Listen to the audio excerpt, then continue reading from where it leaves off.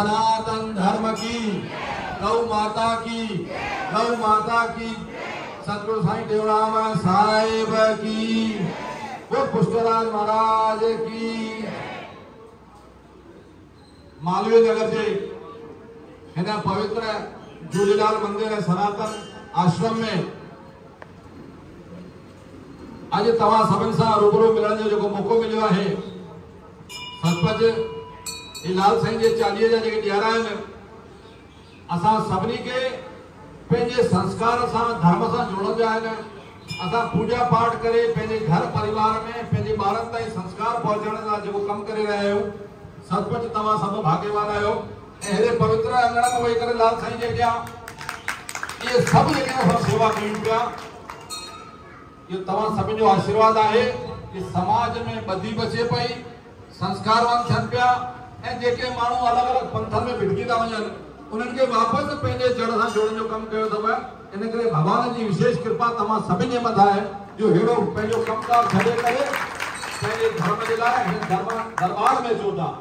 ऐं लाल साईं में पंहिंजे धर्म जी रक्षा जे लाइ अवतार वठी सनातन धर्म जी रक्षा कई आहे।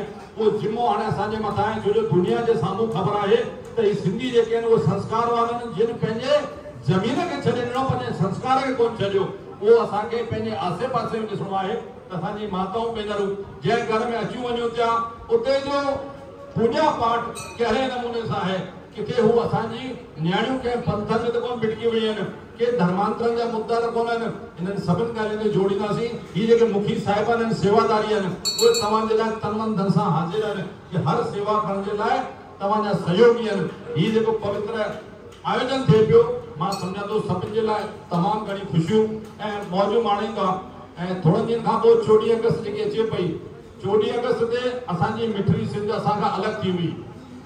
असां सभई लाल साईं जे दर ते प्रार्थना कयूं, रोज़ पंहिंजे आरती पलव प्रार्थना खां पोइ हिकु लाइन जोड़े छॾींदासीं कि परमपिता परमात्मा असांजी मृत्यु थिए त अखंड भारत में थिए, असांजी मिठड़ी सिंध मिले, वापसि मिले असांखे, ऐं असां तीर्थनि जो दर्शन करे सघूं। जीअं हरिद्वार, वैष्णो देवी ऐं ॿिया तीर्थ घुमंदा आहियूं, तीअं सिंध में असां घुमूं। लाल साईं असांखे उहो पंहिंजो पवित्र तीर्थ सां वापसि ॾेखारे सिंध मिली करे अखंड भारत है। इहा जेकॾहिं असां मन में संकल्प वठंदासीं त मूंखे विश्वास आहे लाल साईं असांजी आशा पूरी करे पंहिंजे हयातीअ में असांखे सिंध ॾेखारींदा। इहा ई साईं जे दर प्रार्थना। तव्हां सभिनी मिली करे जेको आशीर्वाद ॾिनो आहे, अहिड़ी आशीर्वाद ॾींदा रहंदा त जीवन में सभु मिली करे सेवा कंदा रहूं। महिरबानी। जय झूलेलाल। जय झूलेलाल।